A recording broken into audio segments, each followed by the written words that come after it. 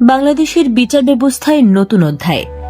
দেশের ২৬তম প্রধান বিচারপতি হিসেবে নিয়োগ পেয়েছেন আপিল বিভাগের জ্যেষ্ঠ বিচারপতি জুবায়ের রহমান চৌধুরী। কিন্তু তার এই শীর্ষ পদে উঠে আসার পেছনের গল্পটা কি আপনি জানেন?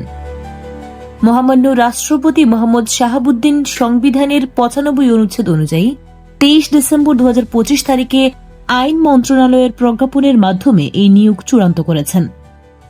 বর্তমান প্রধান বিচারপতি ড সৈয়দ রেফাত আহমেদ আগামী ২৭ ডিসেম্বর অবসরে যাচ্ছেন এবং ঠিক তারপরই শপথ গ্রহণের মাধ্যমে দায়িত্ব বুঝে নেবেন জুবায়ের রহমান চৌধুরী। এক সম্ভ্রান্ত আইন পরিবারের জন্ম নেওয়া জুবায়ের রহমান চৌধুরীর বাবাও ছিলেন সুপ্রিম কোর্টের সাবেক বিচারপতি। ঢাকা বিশ্ববিদ্যালয় থেকে আইন বিষয়ে পড়াশোনা এবং যুক্তরাজ্য থেকে আন্তর্জাতিক আইনে উচ্চতর ডিগ্রি নিয়ে তিনি ২০০৩ সালে হাইকোর্টে এবং ২০২৪ সালে আপিল বিভাগে যুক্ত হন। শপথ গ্রহণের পর থেকেই তার এই নিয়োগ কার্যকর হবে বলে প্রজ্ঞাপনে জানানো হয়েছে।